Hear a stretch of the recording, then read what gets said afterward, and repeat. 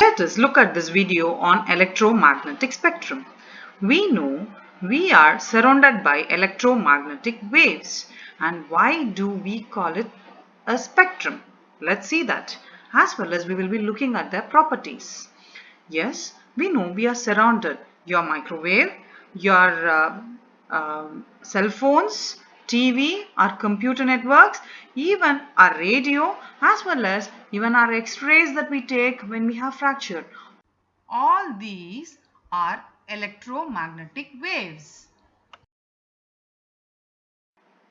We can't live without it. We know it is odorless, colorless, we can't even see it or feel it. But how are we able to use it? But how are we able to use it?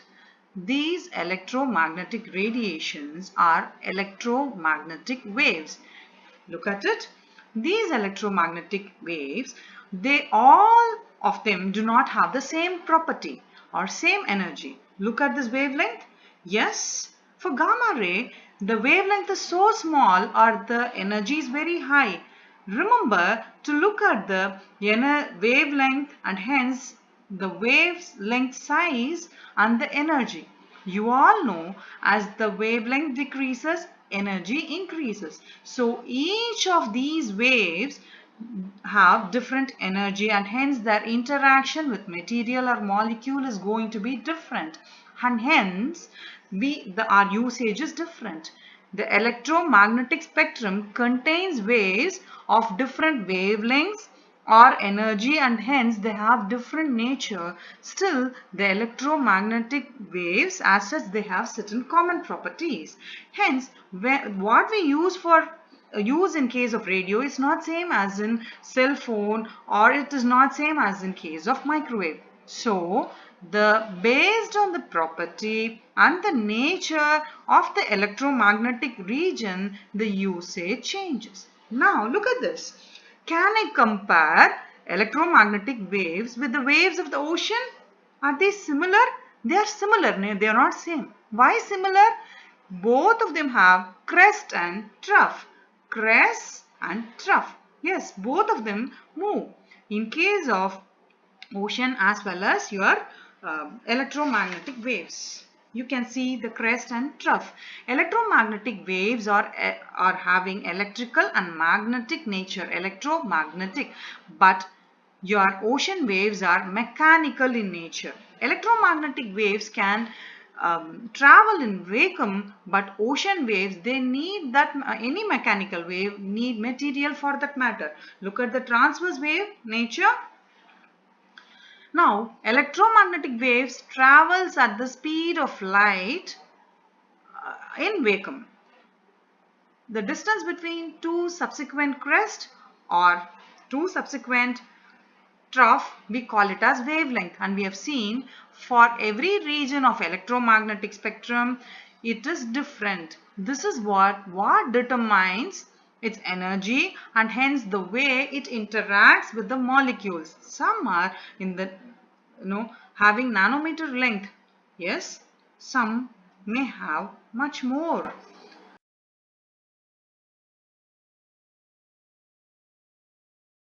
Now let's see what is frequency. What is frequency? The number of waves that travel per second, right?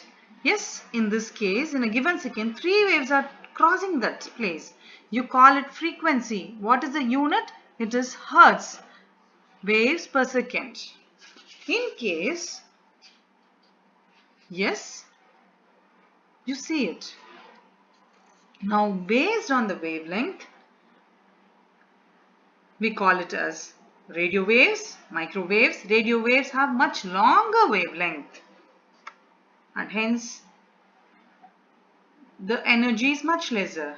Microwaves, infrared, visible, and when you go to gamma rays, you look at it, the wavelength is so small but the frequency is high. Do you see this?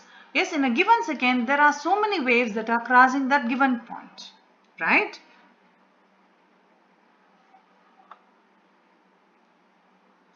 We are able to see so many things mainly because of the visible light, how the visible light interacts with the material around us as well as with our eyes.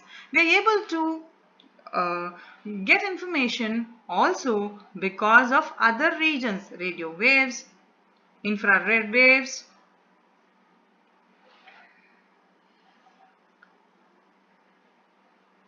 All these waves are coming all the time, all around us. But how are we able to see? Because our eyes is suited to, grasp information from the visible region of the electromagnetic spectrum.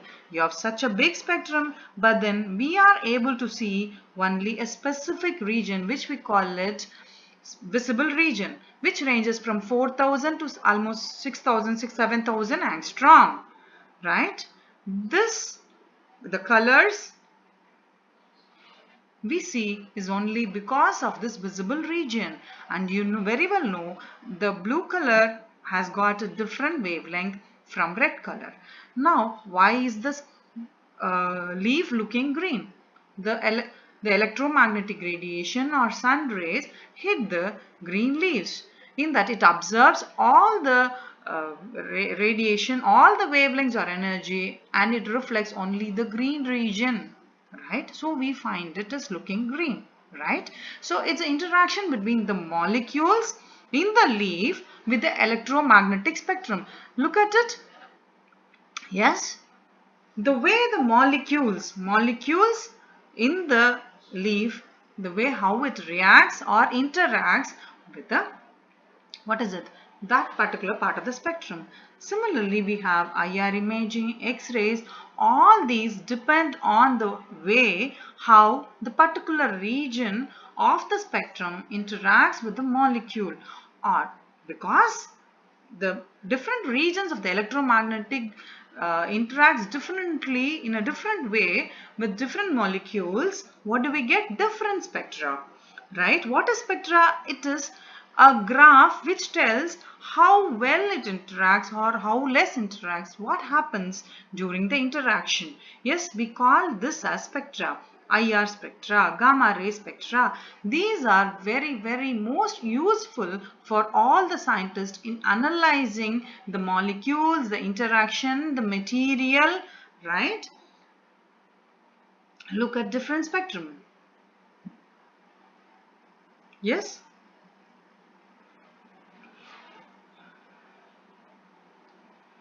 For neon gas, it is something. For hydrogen, the way it interacts is different. Such physical properties as temperature and density. NASA's Spitzer Space Telescope observed the presence of water and organic molecules in a galaxy 3.2 billion light-years away.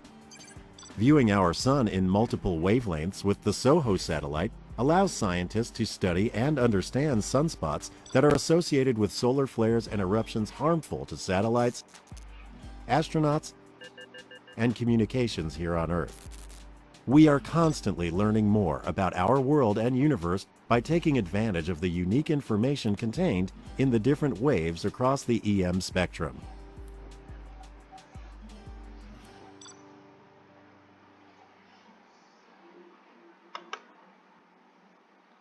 This we call it as spectral signatures or spectrum. When the electromagnetic radiation, it could be UV, it could be IR, it could be gamma, it could be radio waves, when they interact with the material, how the message that they are passing on, then the information they are giving us, we call it as EM spectrum, electromagnetic spectrum, IR spectrum, Raman spectrum, UV spectrum, NMR spectrum, right? Look here, it's more like the fingerprint of the molecules about the interaction. Yes, it helps us to identify the objects, could be about the objects chemical composition, physical properties. Yes, and remember, different parts of the electromagnetic spectrum are used for different purposes. We are not going to use the same UV for everything or same IR for analyzing all the materials. Remember that. Look at hydrogen molecule spectrum. And this is about our sun.